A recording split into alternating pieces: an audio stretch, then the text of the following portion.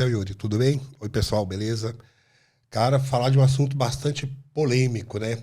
É uma coisa bastante estranha. Durante minha vida inteira, eu sempre ouvi falar que maconha era algo que a gente não podia chegar perto. Isso em todos os lugares, né? Na escola, dentro de casa, na igreja. Então, assim, durante toda a minha vida, eu fui confrontado com essa palavra que era uma coisa ruim, né? Não pode nem chegar perto. Maconha, algo do mal. Até expressão de xingamento. E de repente estou me vendo aqui hoje contigo, batendo papo e falando de algo muito positivo em relação a essa planta, que é o uso medicinal da cannabis. E para mim, assim, possivelmente alguns dos ouvintes aí também podem até tomar um susto, né? De repente nem saber que a cannabis pode ser usada de forma medicinal, mas isso também para mim foi um choque. Eu tive uma filha, eu e a Catiele, nós tivemos uma menina, e ela nasceu com uma síndrome rara, chamada CDKL5. E uma das características, né, entre as diversas características da síndrome, está a epilepsia de difícil controle. Eles chamam de epilepsia refratária. O que é isso? É um tipo de epilepsia que, por mais que você use os medicamentos fármacos que estão disponíveis, ou até a combinação entre eles, você não consegue fazer um controle. Você não consegue controlar aquela crise convulsiva. E a Anne, ela veio com atraso neuropsicomotor, com desenvolvimento lento. E a situação dela, assim, apesar desse atraso, com 4 anos de idade, ela conseguiu andar. Ela conseguiu dar os primeiros passinhos, falar as primeiras palavras. Mas aí as crises convulsivas começaram a se intensificar e também aumentar em termos de quantidade. Aí de uma criança que já estava falando as primeiras palavras, dava os primeiros passos, para um vegetal na cama foram 4 meses. Em 4 meses, ela perdeu tudo. E aí você imagina, um casal cristão, formado, criado de maneira tradicional, de repente ouviram falar que lá nos Estados Unidos tinha um produto chamado canabidiol que de repente poderia ajudar a minha filha. Quando a gente foi olhar o que era esse tal de canabidiol, caímos do cavalo, né, que o pessoal fala. Foi um choque, porque justamente a planta da maconha era que da onde se tirava o canabidiol que estava se falando que poderia fazer bem para nossa filha. E aí aquele bateu o desespero, né? Assim, a gente vendo que a gente ia perder a Anne cada vez aumentando o número de crises, de uma criança que andava, de repente ela não conseguia mais nem engolir para poder se alimentar. A Catiele tinha que pegar o leite, colocar na boquinha dela, empurrar a língua para ela tomar 20 ml de leite para se alimentar. Nossa. E ela estava indo embora.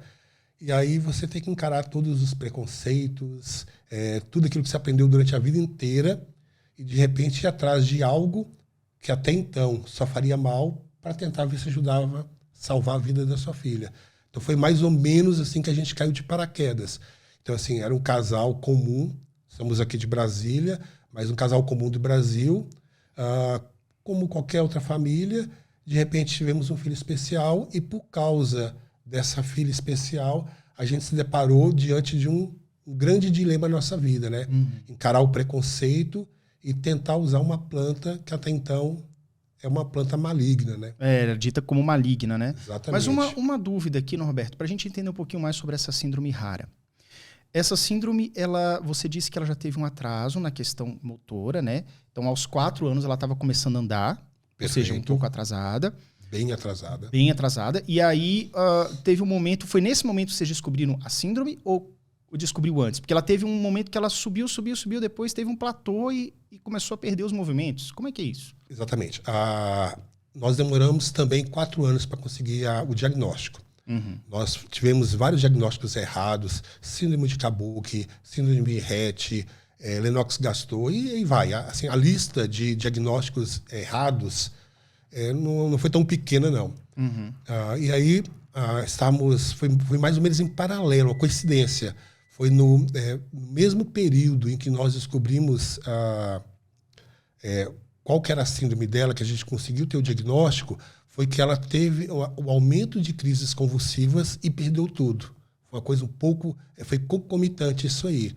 E foi um médico de Ribeirão Preto, que estava passando aqui por Brasília, que minha esposa ficou sabendo que estava fazendo atendimento no hospital de base. Ela pegou a Ana e botou no carro, saiu do Lago Norte ali para o hospital de base a 200 por hora, deve ter levado umas 3 multas ali, para falar com esse médico. Esse médico olhou para a Anne e falou assim, olha, eu acho que ela tem CDKL5. E aí solicitou o exame. Na época, a gente teve que mandar fazer na Holanda. Custou R$ 8.000 na época para fazer o teste, o exame. Hoje esse exame já é feito no Brasil, já custou bem acessível. Sim. Mas na época que a gente, se não me falha a memória, a gente era a segunda ou terceira família com esse diagnóstico no Brasil apenas. Nossa. Hoje já temos 70 pessoas no nosso grupo já. Entendi. E aí com esse laudo teve o diagnóstico correto e o tratamento. Vocês tentaram o tratamento tradicional? Como é que foi esse processo? Enquanto a gente não tinha o diagnóstico, a gente fazia tratamentos paliativos, né, que era medicação e fisioterapia para ajudá-la no desenvolvimento.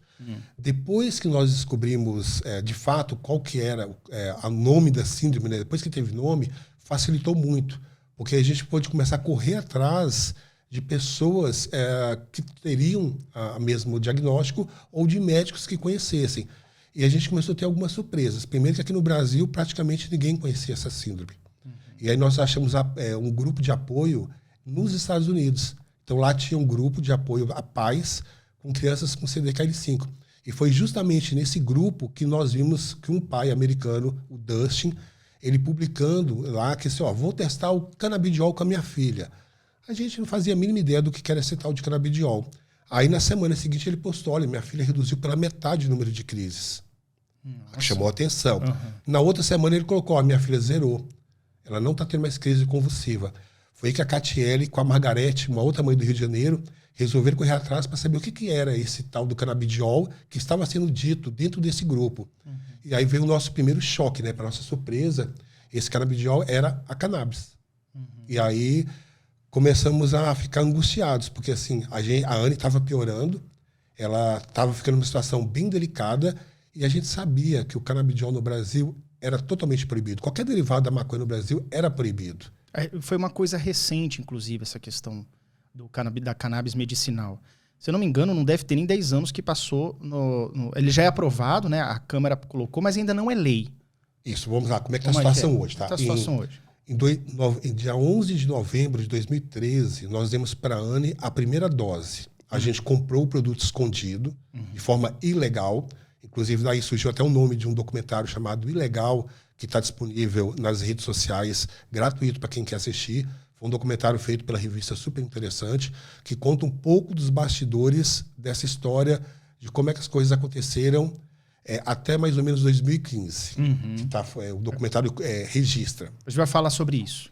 Então, assim, como é que não estava? Então, assim, em 2013 a gente deu a primeira dose, e aí em 2014, logo 9 semanas, foi mais ou menos a gente deu a primeira dose para a Anne, e ela demorou, depois de uma semana dando a medicação para a Anne, a gente percebeu que ela melhorou um pouco as crises convulsivas. Ela estava tendo 66 na semana anterior, e na semana que a gente começou a dar as doses, ela caiu para 27 convulsões.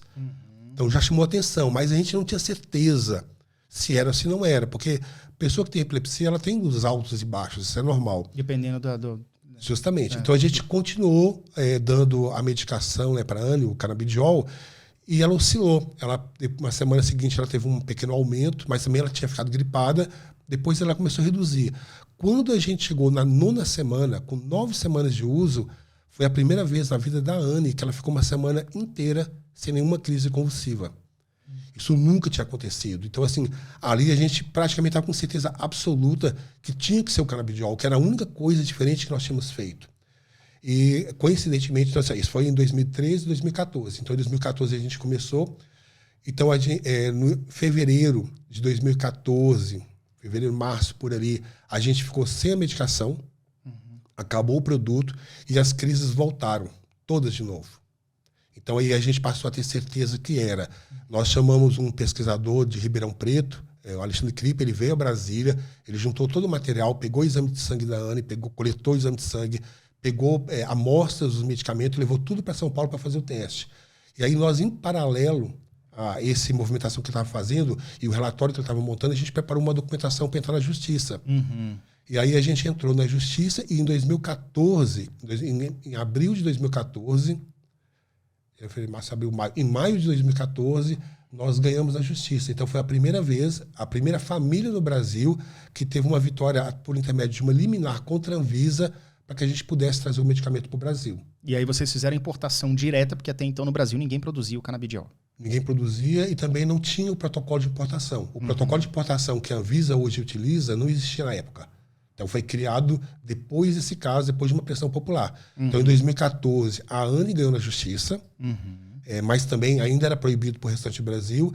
E aí em 2015, dia 15 de janeiro de 2015, a Anvisa reclassificou, através de uma pressão popular, as famílias começaram a pressionar a Anvisa, e a Anvisa reclassificou. Então, o canabidiol e o THC, que antes eram proibidos, saíram da lista de proibidos, passaram para a lista de controlados. Então, hoje no Brasil, qualquer cidadão pode entrar na Anvisa com pedido e importar algum produto derivado da cannabis para uso medicinal. Entendi.